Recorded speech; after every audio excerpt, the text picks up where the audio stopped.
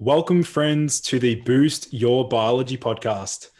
Now, I'm sure one of the reasons you guys enjoy listening to my podcast is because you want to either be better, feel better, or perform better in life. Well, today I am very excited to be introducing you to a man I highly respect and look up to. He is pioneering outstanding research and putting forward research findings in the fields of anti-aging medicine, novel supplements, how best to use supplements, anti-aging drugs, misconceptions around certain food groups, and much more. Ladies and gentlemen, we have Dr. Brad Stanfield. Welcome to the show, man. Thanks very much, Lucas. That's a heck of an introduction. So hopefully I can live up to it for your audience. Thanks very much. I'm sure you can, man. So maybe do you want to give my listeners a bit of an understanding about who you are, what you do, and your mission?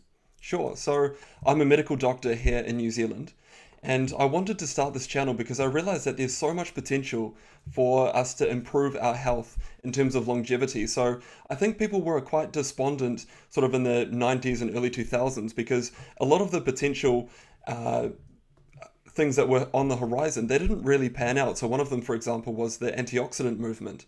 So I think people were, you know, sort of put this whole area kind of, to the wayside. And I really wanted to actually show what the research is and discuss that because while, a lot of the supplements out there, they probably don't really have much of a role to play, there are a few that do. So I wanted to really focus on those. So yeah, overall my mission is just to try and get the message out there and actually focus in on what the research is actually saying. So Mm. yeah, and we've managed to get, I think, just over 30,000 subscribers on YouTube now. So it's ticking along. Seems to be resonating with viewers. So yeah, really excited Yeah. to have this chat with you as well. Look, it's a privilege to have you on the show. I mean, there's a lot of misconceptions around certain supplements, and you do a really good job at breaking down what the research shows. So maybe did you want to well, let's start with the theme of anti-aging supplements and research. So let's look at basically what are the main theories of aging? Yeah, so there's not going to be one pathway that we need to target for aging. We're going to have to hit this on multiple different fronts. So, for example, one of the big things at the moment is NAD within our cells. So NAD is the fuel for a lot of DNA repair enzymes within our body. So their powers, sirtuins and PARPs. So as we age, our levels of NAD go further and further down. So that's one of the targets with anti-aging at the moment. Another target is optimizing the AMPK pathway, and another one is autophagy. So there's a lot of different things that are going on at the moment, and when you do it in the correct way, at least from the research, we can actually extend life, which I think that's really cool because if we can extend the healthy years that we've got on planet Earth, I think we can do some amazing things because so much resources going into educating all of us and getting us to that prime where we've got enough education experience. And if we can maximize that time, yeah, I find that quite inspiring that we can actually do a lot of good for this world if we can maximize those healthy years. Mm. So yeah, that's that in a nutshell, that's what we're trying to do is target a lot of those different pathways to extend our healthy years. Yeah, yeah, I like that that principle of basically adding life to our years. We're trying to not only are we trying to improve how long we live, but the quality of our life, which is essentially health span in a sense. So Yeah. it's amazing. So what about? So I guess maybe did you want to talk about one supplement? And I've only just started delving into the research myself, and that is spermidine. Yeah. So spermidine is actually a really interesting.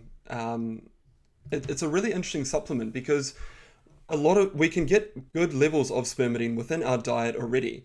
So in long-term studies where they look at people's diets and they see, okay, with a certain level of spermidine within the diet, what does that do to our longevity and to our bodies? And resoundingly, we decrease death rates, we're decreasing cardiovascular disease. And it's so we've already got long-term data about spermidine.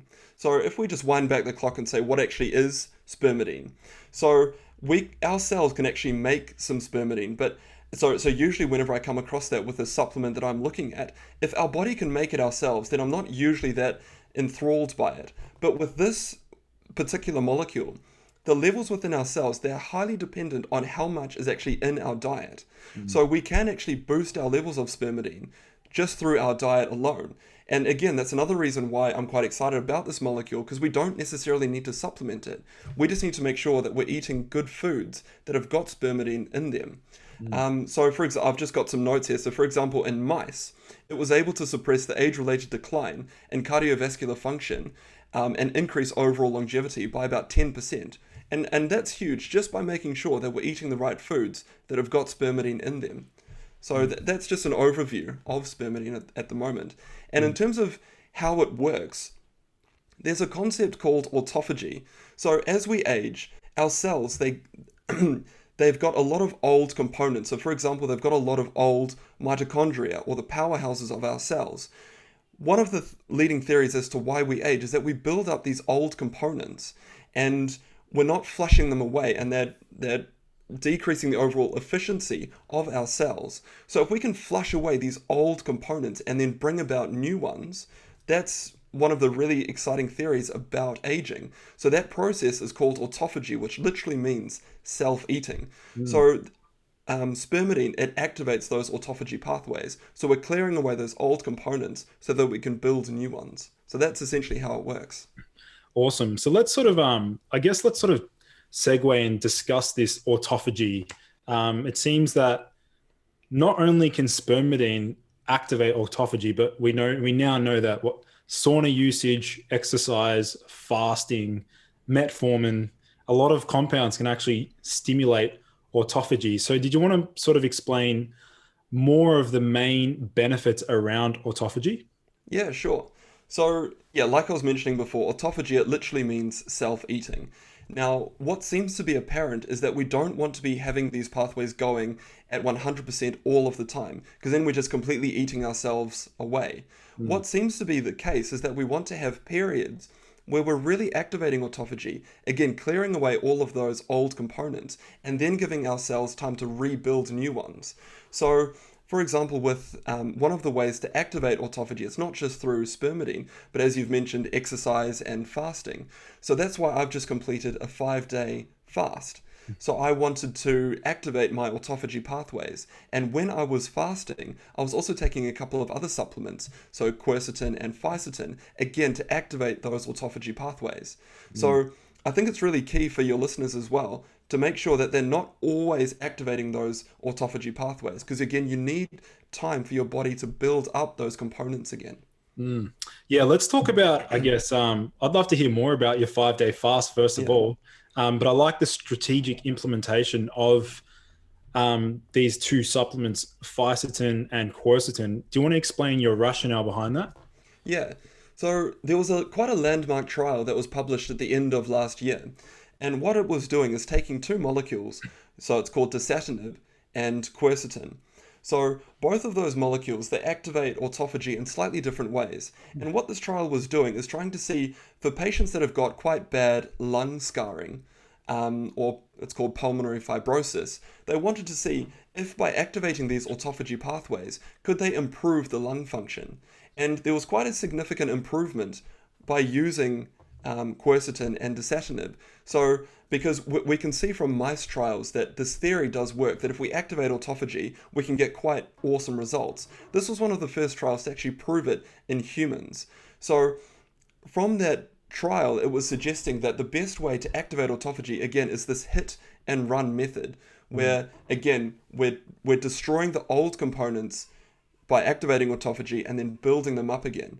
So it's a balance essentially. So that's why with my fasting, I was again activating autophagy through the fasting pathways, using quercetin and fisetin as well to help that process along.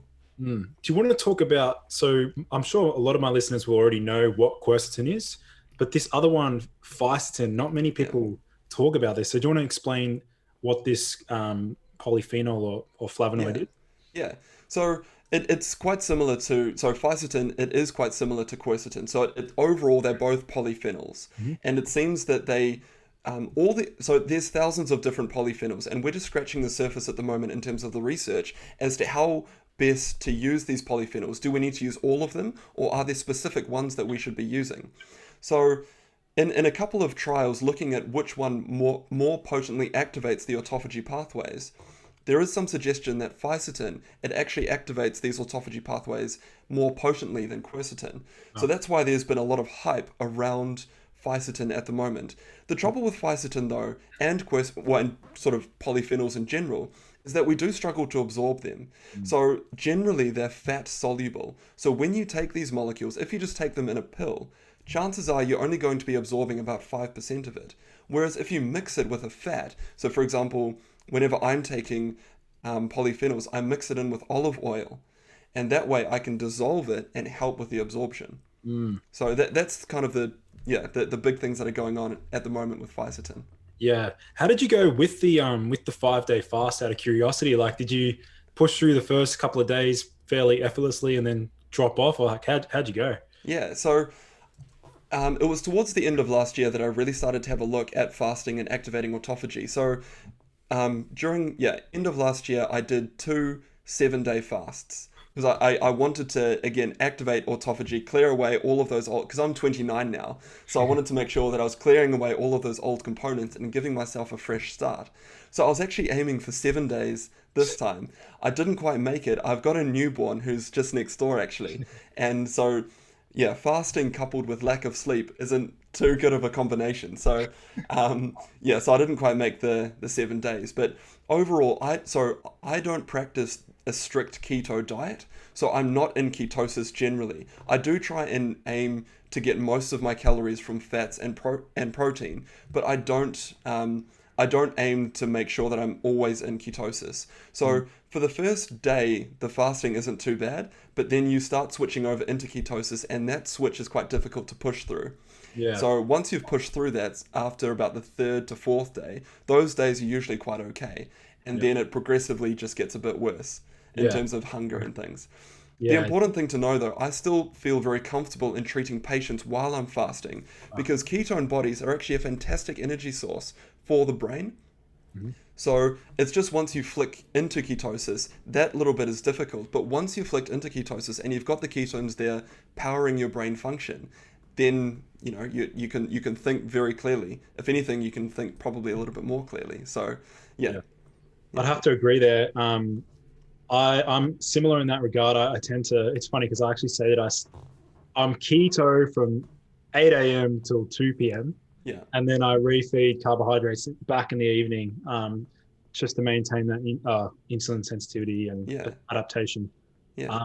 It's good that you mentioned, just going back to the autophagy, that it's not something we always want to be stimulating. And similar with ketosis, we want to be cyclical it's good that you're sort of understanding that we want to be tapping into these states at certain times.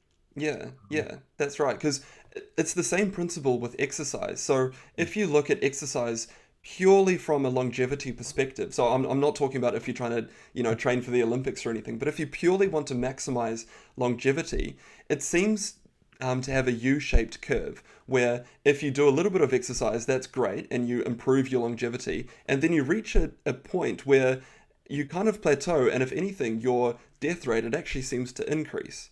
So there is that sweet spot, and again, that sweet spot's around, I think, 4 or 5 times a week of exercise.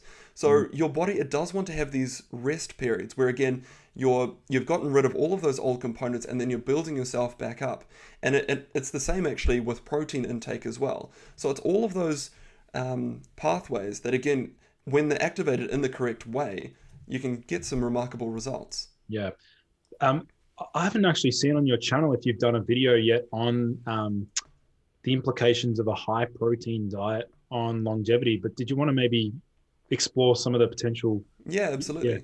Absolutely. Yeah. So it's one of my older videos. So if any of your if any of your listeners actually look at my videos from previously, I think they'll be horrified at the quality of it, just in terms of the visuals and things. And it's gotten a lot better. So anyway, my protein video is one of my older ones. Essentially, we want to make sure that we're activating mTOR in the correct ways. So bodybuilders, they want to be activating mTOR because that's the protein muscle synthesis.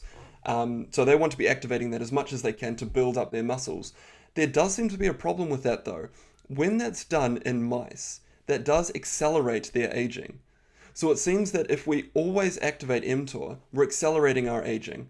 So if you're exercising all of the time and you're accelerating, well, and you're activating mTOR, then you are accelerating your aging. And that's why there does seem to be that sweet spot. And it's the same with protein intake. So with protein intake, specifically with leucine, it's a powerful activator of mTOR. So if you're always having really high levels of protein intake, specifically with leucine, you're always activating mTOR. So again, you might be building up muscle and strength, but you might also be accelerating your aging process. Mm. The flip side of that argument is, well, what about if you just don't activate mTOR? The trouble with that is that's a marker of frailty, because if you don't have muscle going into your older age, then that in itself it has been shown to worsen mortality or your death rate. So you want to make sure that you've got enough muscle, but not too much. Mm. Yeah.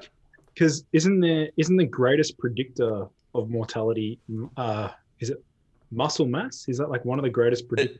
Yeah, that's right. It's a really, really strong predictor. And you can tell if you've got, say, a 75-year-old who is thin and is starting to struggle to walk, you can see from that person that if there's, if they catch some sort of infection, it's going to be far more difficult for their body to fight it off compared to someone who's been working out, has got a little bit of weight to them. So it is a strong marker of mortality. You need to make sure that your muscle's just right. Yeah. So since we're on the topic of protein, I do want to sort of stay on this topic and focus around, out of curiosity, have you experimented with the carnivore diet at all? So a lot of my listeners have asked me to have a look into it. I haven't specifically looked at the carnivore diet. I've done quite detailed videos on fruit and vegetables and fiber, and things like spermidine and whatnot. So while I haven't directly looked at the carnivore diet, from my other readings around other topics, I'm not that I'm not that encouraged by it. So if we take spermidine, for example, the molecule that we're talking about at the start, there's not that much spermidine in meat compared to fruits and vegetables and other things. And we know from these long-term trials that high levels of spermidine in the diet is associated with a decreased risk of death. So that's spermidine. If we do it for fiber as well, it's exactly the same thing. So a lot of people who really follow keto to the letter, and they say you don't need to worry about fiber, if you have a look at the trials and the data, it's quite clear that you do want to be having fiber in your diet. The gut bacteria, the more and more that we learn about it, the more it's important, well, more that we realize how important it is for our health. So we need to be feeding our gut bacteria with fiber. It's the same with fruit and vegetables. So I just recently did one about fruit because there's quite a bit of controversy with fructose and the sugar content and whatnot. Again, having a look at the long-term data, so long as the fruit's eaten not in excess, and you have a look at actual whole fruits, I'm not talking about fruit drinks or pure fructose, there is some good data to show that fruit is good for our health.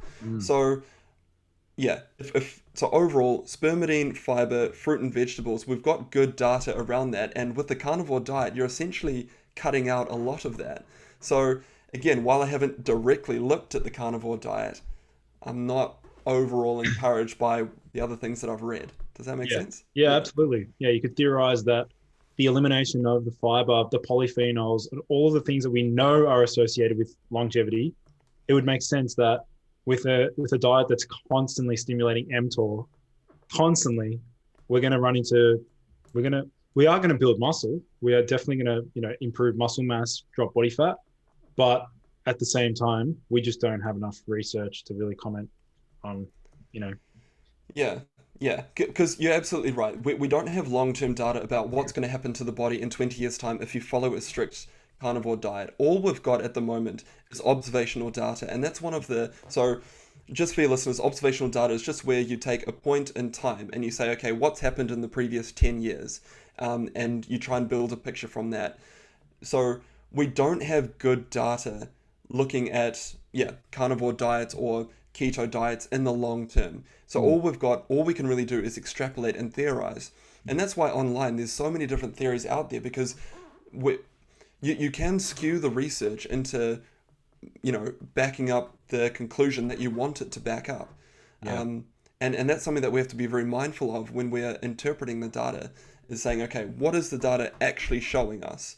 Yeah. And building up from there, and accepting that we don't have all the answers because the research, it isn't quite there. All we can do is build up theories based on the research that we've currently got, even though it's not 100% ideal. Yeah. Yeah. Yeah, well explained. I'd like to delve into sucrose a little bit more. I know you've just mentioned that it can have deleterious effects on health, and let's sort of discuss sucrose in the context of artificial sweeteners. So, like, I don't know if you've done any research on sucralose or these other sweeteners. Like, what's your stance on sweeteners? Yeah, so I did a video end of last year that compared Coke Zero to just normal full sugar Coke, Hmm. and there was a lot of hope that having these soft drinks that had artificial sweeteners in them, since they don't have the calories, the hope was that we'd be losing all of this weight, and heart disease, there'd be a massive improvement. Unfortunately, that hasn't really borne out, and what seems to be happening is that our gut bacteria, they get involved with the artificial sweeteners, they start digesting them, but they realize that they're not getting any benefit from that digestion. So your gut bacteria are using up their energy digesting something that they're not going to get any reward from. So your gut bacteria, if you like, signal to your body that they need to be having more food, because these gut bacteria have now used up their energy stores. They need food now, otherwise they're going to starve. So it seems that you increase your calorie intake if you have, artificial sweeteners. So yeah, it's unfortunate, because it would have been fantastic if we could just switch over to these artificial sweeteners and we'd be getting all of these benefits, but it just doesn't seem to be the case. So that's where I stand with that, unfortunately. Yeah, yeah, it's a shame they add a lot of these sweeteners like sucralose, things like that, to protein powders and so many supplements. It's a shame. Honestly, whenever I order like protein powder, I always order unflavored, and then I'll add honey or just something else that's going to improve the actual taste. Yeah, So I'm exactly the same with protein powder. One of the things actually that we could potentially talk about with protein powder, yeah, is what protein powder ideally would be best. So if we talk about sort of plant versus animal protein as to start off with, there's so protein is made up of amino acids, and so we've already mentioned one of them, which is leucine. So that's one of the powerful activators of mTOR. But there's another amino acid called methionine. And methionine, that seems to be involved in aging pathways as well. So it seems that the higher diets with methionine seem to accelerate aging. So I didn't mention this when we were talking about meat, but meat has got, or animal products have got quite high levels of methionine in them. So plant proteins, on the other hand, they've got a much lower level of methionine compared to, if you took 100 grams of, animals and 100 grams of plants in terms of the protein, there's a lot lower methionine levels in plants. So for my protein powder, I get pea protein, because again, it's got those lower levels of methionine in it. And my overall levels that I'm looking for in terms of my protein intake for the day, so I weigh, roughly 83 kilograms. So I'm looking at around 1.5 grams per kg. So I'm looking at around 120-ish, or 120 grams of protein every day. And I'm trying to space that out in 4 or 5 separate protein meals, because again, I'm trying to activate mTOR, but not too much. And I'm making sure that when I'm fasting, I'm definitely not having any protein, because I want to make sure that I'm not activating mTOR. Instead, I want to be activating AMPK. yeah, makes sense. So let's sort of talk about seeing as though we're on the topic of animal sources of protein. One particular animal source of protein that I really enjoyed, I'm sure you probably enjoy as well, is salmon, like Mm. wild caught salmon. So let's talk about one key constituent found within salmon called astaxanthin. Let's explore some of the benefits of astaxanthin. So astaxanthin seems to be quite a powerful antioxidant. Now, as we mentioned at the beginning of the video, there used to be a lot of hype around antioxidants because it Mm. was thought that if we've got all of these oxidants running around our body creating damage, if we can neutralize them with antioxidants, happy days. But that theory, unfortunately, it didn't seem to pan out. And what seems to be happening is that when we've got direct antioxidants, it doesn't seem to work. So direct antioxidants are meaning antioxidants that we take in and then will directly react with the oxidants and neutralize them. That doesn't seem to work. What we do have is systems within our own body, our own pathways, that can neutralize oxidants. So if we activate those pathways will look after the oxidants for us. So we're indirectly getting rid of these oxidants. Does that make sense? Yeah, well, with just on that, if vitamin C itself is an antioxidant, Yeah. but it also activates, I mean, it supports glutathione production, right? Yeah. So it's doing both. Yeah. Yeah. Yeah. Yeah. So one of the key pathways, it seems, is NRF2. So if your listeners have heard about Dr. Rhonda Patrick, Yeah. for example, she talks about this a lot. So by activating NRF2, we're activating a whole battery of cell cascades and pathways that themselves get rid of these oxidants. This theory kind of came about because when people were looking at what foods decrease heart disease, it seemed to be vegetables, specifically cruciferous vegetables. And in cruciferous vegetables, you've got glucoraphanin and myrosinase. And when those two compounds are mixed together in the gut, they form sulforaphane. Sulforaphane's a really potent activator of NRF2. Astaxanthin is also a powerful activator of NRF2. So it certainly does have a role to play. But then you do have to ask yourself, well, do I need multiple molecules to be activating the same pathway? That's a question that we don't yet have the answers to. So, for example, I take a supplement, so it's glucoraphanin and myrosinase that, again, together form sulforaphane, because when we have a look at what the most potent activator of NRF2 is, it's sulforaphane. It's not astaxanthin. So again, astaxanthin, it's a great activator, but it's not as good as sulforaphane. So I take a supplement in the morning to boost my sulforaphane levels and boost my NRF2 pathways. But again, we don't yet know, do we need multiple molecules to be activating the same pathway? Will we get additive benefits? Or if we're already activating that pathway, do we need to do anything more? Yeah. Yeah.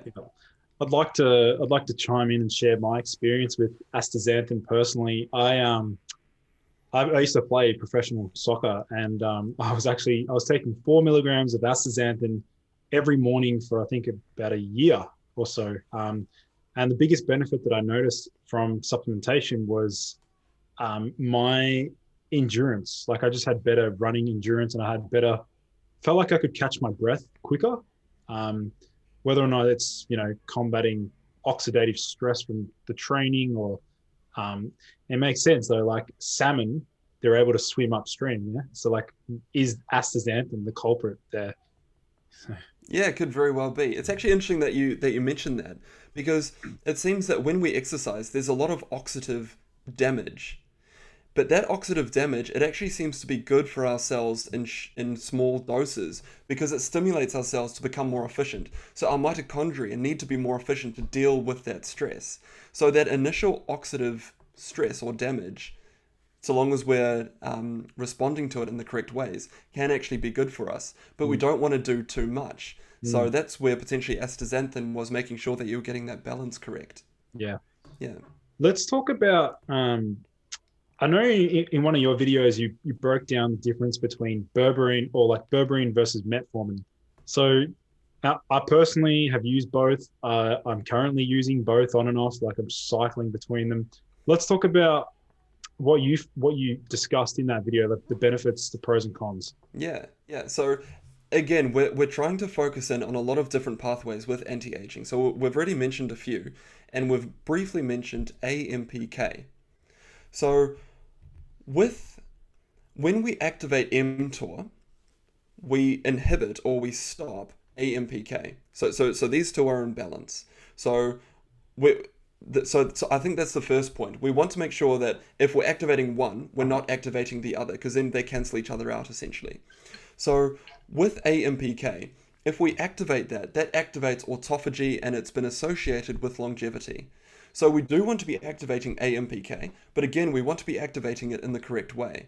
So both metformin, which is a diabetic medication, and berberine, they are potent activators of AMPK. So, and again, coming back to the balance, so there's been studies showing that if people start exercising and they're taking metformin, it stops their exercise benefits.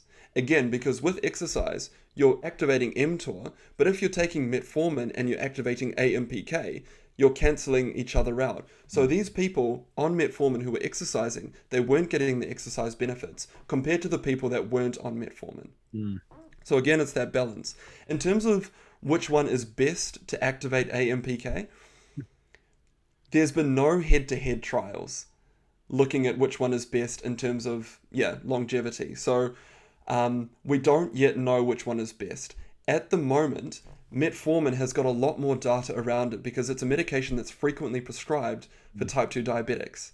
So, a day wouldn't go by that I'm not prescribing metformin to one of my patients.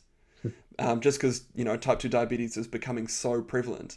So at the moment, given the lack of head-to-head trials, and because we've got more data on metformin, I've personally elected to take metformin.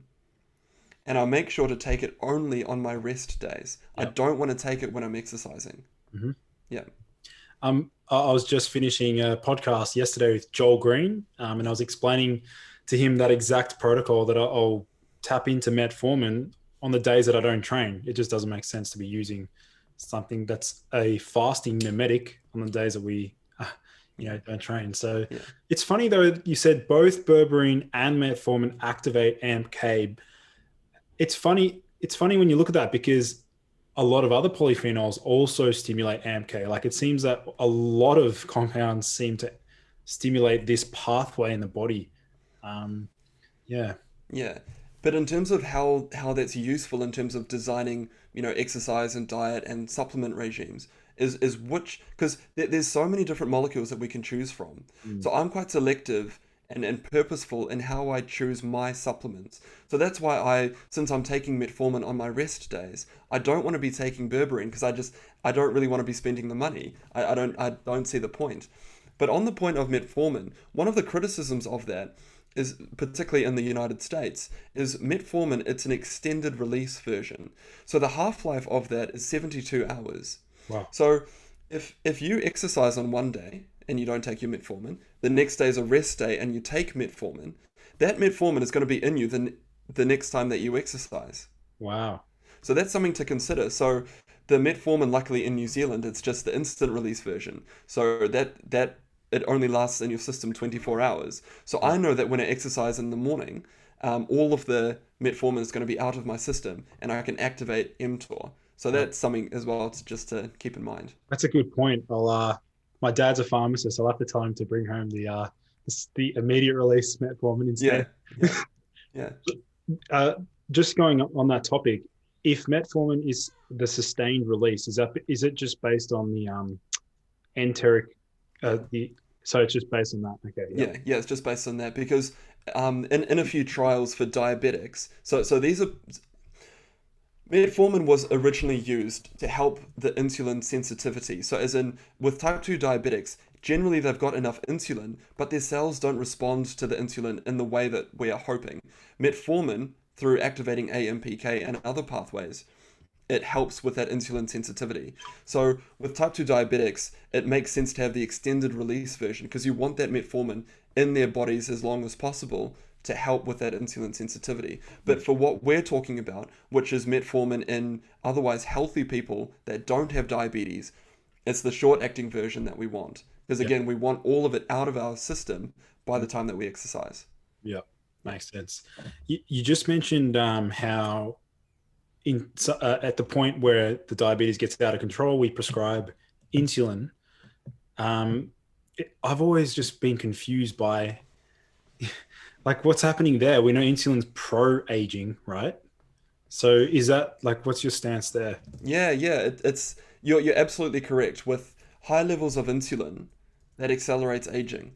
The trouble is, if you're a type 2 diabetic and you've got really high levels of sugar or glucose in your bloodstream, that causes a huge amount of inflammation to your blood vessels and it damages them. So I used to be an orthopedic registrar, so working in bones, and I was working in a hospital that worked in an area that unfortunately had a lot of type 2 diabetics in it. It was a fairly impoverished area.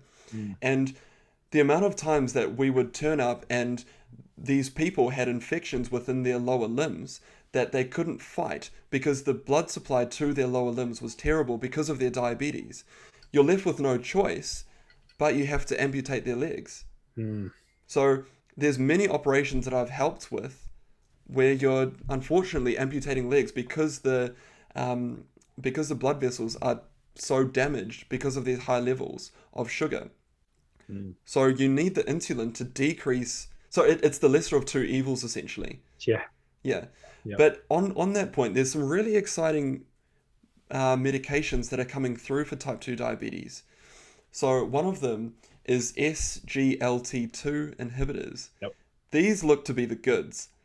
So should we chat about that for a minute? Of course. Essentially, they're a molecule that work in the kidneys to make the kidneys pee out glucose or pee out sugar.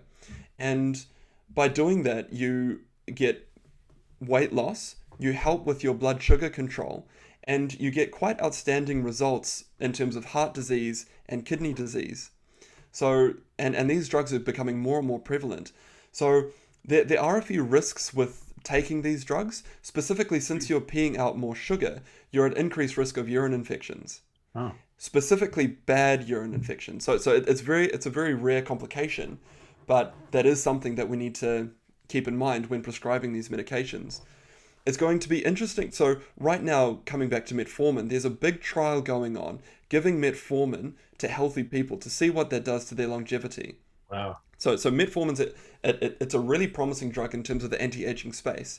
It will be quite interesting to see whether Sglt2 inhibitors go the same way because of the results that we're seeing on heart disease and kidney disease. So I'm quite excited about those. Yeah, of course. Got a question around metformin. I've always wanted to know, I've sort of seen, maybe I've seen one study that looks at if somebody takes metformin for a month and then a washout period, do they maintain insulin sensitivity following exposure, or does it rebound and get worse, or what do you think would happen there? Are we talking about type 2 diabetics or people that don't have diabetes? I will look at the type 2 diabetics first. It rebounds, unfortunately.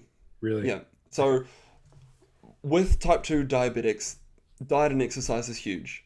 You can fix diabetes with diet and exercise. Definitely. But for people that can't quite get on top of their diabetes with their diet, because of X, Y, and Z reason, metformin is there to help. And if you stop taking, so you'll decrease your blood sugar levels with metformin because again your cells are becoming more sensitive to insulin.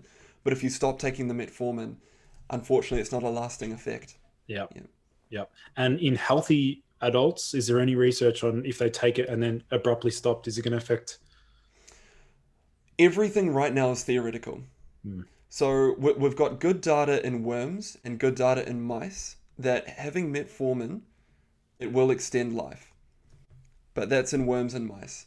That's why this big trial going on right now with metformin in healthy people is so huge, because we'll actually have some answers. So figuring out if we need to have washout periods with berberine or metformin, it's all speculation because we haven't 100% proven that metformin will extend our life. We think it will because we've got good data from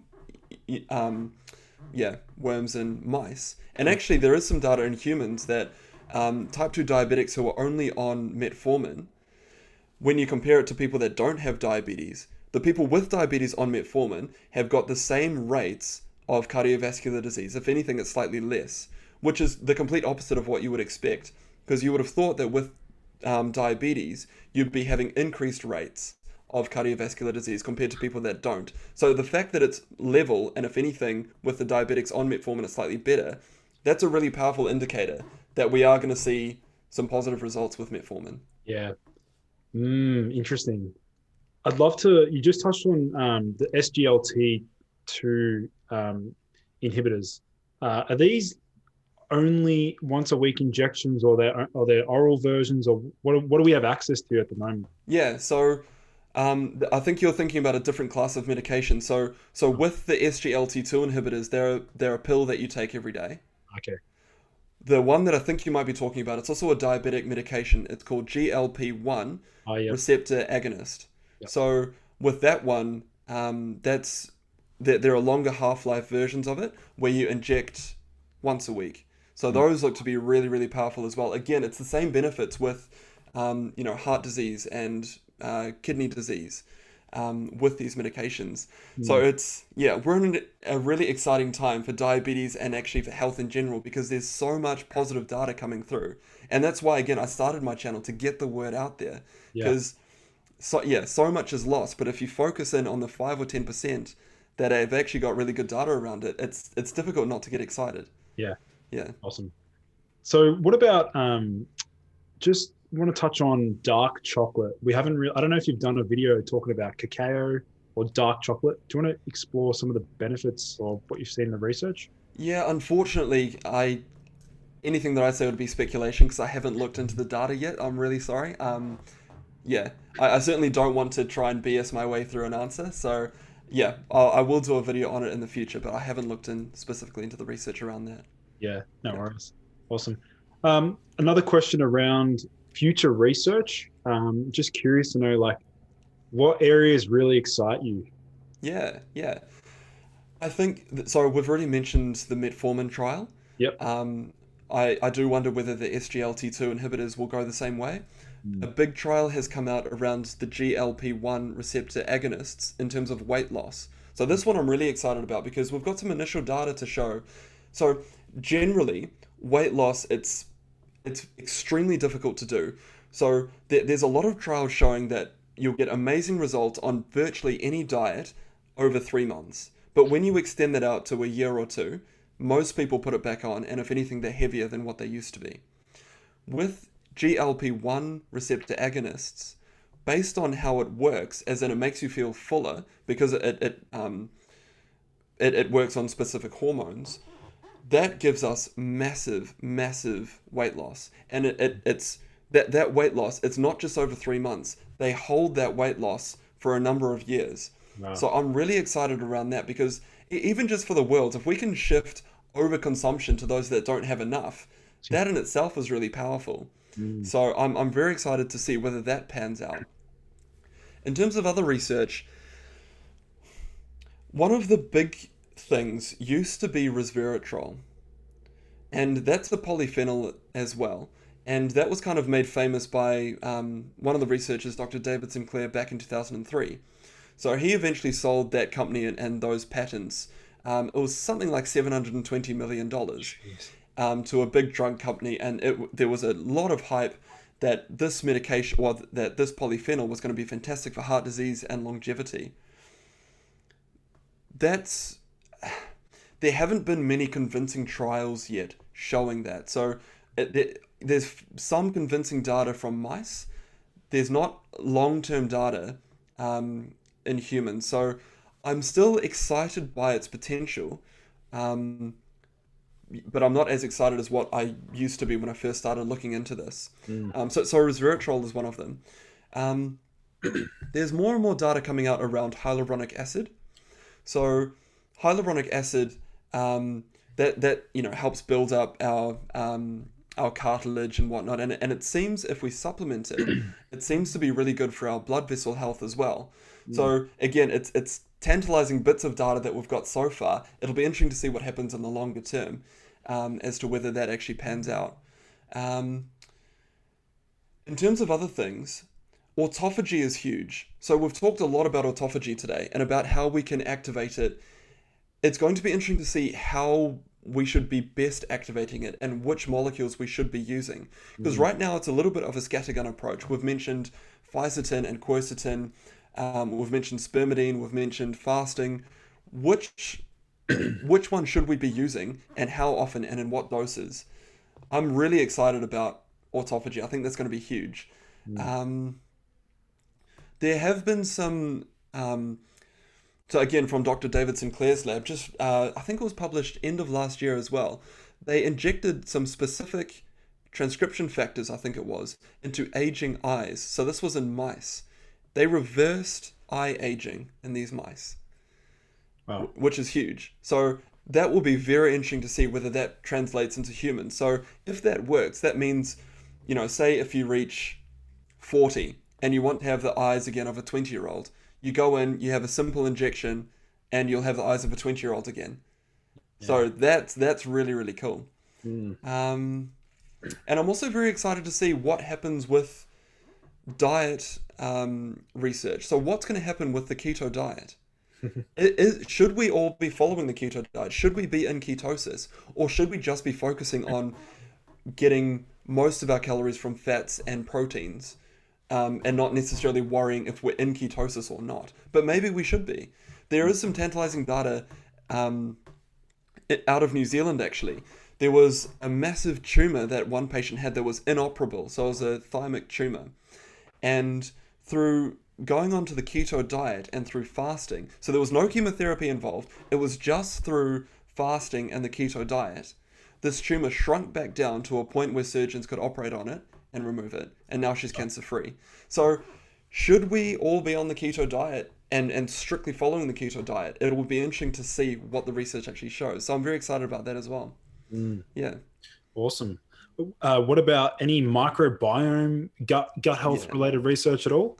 Yeah, that's going to be huge. So it's going to be interesting to see if there's particular strands of bacteria that we should be trying to promote their growth, or whether we should just be boosting the fiber content in our diet. So, for example, I take psyllium husk, so I mix that into my smoothies, into my drinks. Again, it's to make sure that my gut bacteria have got all of the food, if you like, for their health. So that's going to be very interesting to follow as to how best we should be influencing our gut bacteria. Because already we've got some good data to show that if we do it in the right way, as in if we feed it with the correct stuff, so not artificial sweeteners, but actually proper insoluble or soluble fiber, that seems really good for us as well. So yeah. Very excited. Yeah, all of that stuff excites me just as much as you. I'm looking forward to seeing that research. So Brad, thanks so much for coming on the show, man. It's been an absolute pleasure. Yeah, I've really enjoyed it. And yeah, I hope that your viewers found it useful as well. It's been a lot of fun. Awesome. So for those listening in, where can they find more of your work, Brad? If they want to get in touch or connect with you or see your channels, where can they find you? Yeah, so honestly, I'll just type into YouTube, Dr. Brad Stanfield, and my channel will pop up. I'm still early days. So as I mentioned before, I'm still a full-time doctor. I've got a new child. So I try and run this channel as best as I can. I'm currently producing about 1 to 2 videos a week. So I haven't had the time yet to produce a website. That's on the cards one day. But yeah, if they want to get in touch, just type Dr. Brad Stanford into YouTube and I'll pop up. Awesome. Well, I'll make sure to link those in the show notes for those listening in. But yeah, thanks again for coming on the show, Brad. It's been an absolute pleasure. Yeah. Thanks again. Awesome.